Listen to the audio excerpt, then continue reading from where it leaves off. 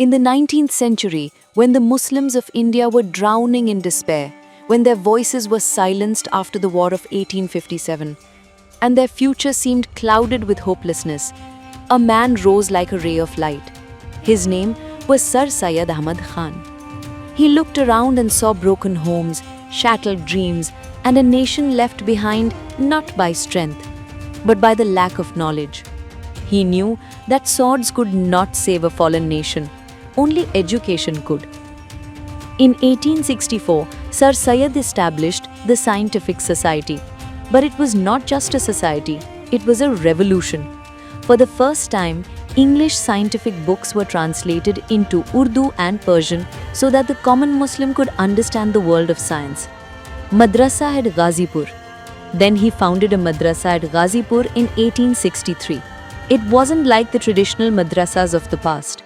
Here, religious teaching stood beside modern subjects like mathematics and science. It was small, but it was historic. It was a seed, and from that seed, a forest of knowledge began to grow. Victoria Girls High School, a bold step for women.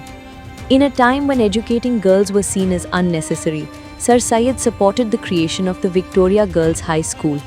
Imagine the courage it took when society questioned him, criticized him, but he stood fearless and said, "If a mother is educated, a whole generation is educated." This was not just education, it was empowerment. Aligarh movement, a new dawn. But his greatest dream was still waiting to be born, the Aligarh movement. Sir Syed believed that Muslims needed a modern institution, something like Cambridge and Oxford, not less. So with trembling hands but a determined heart, he laid the foundation of the Muhammadan Anglo-Oriental College in 1875 at Aligarh. This college became the heart of a new awakening, where turban met tie, where tradition met modern thought, where Islam met science, not as enemies, but as partners. Journey to London, learning from the West. To make his dream stronger, Sir Syed travelled to London.